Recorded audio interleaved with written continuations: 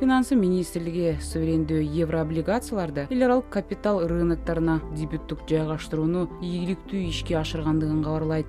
$700 миллион өлчөмдө каражат тартылып, облигациялардын купондук ставкасы 7,75%, мөөнөтү болсо 5 жыл түзгөн.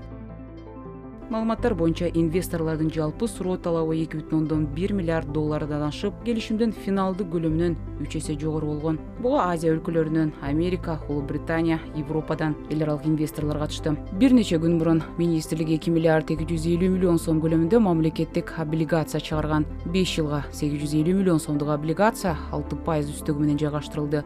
10 жылга коюлган $1,4 миллион облигациянын үстөгү 8%. Мамлекеттик казыналык облигация бул мамлекеттин ички булактардан каражат тартуу механизми болуп эсептелет.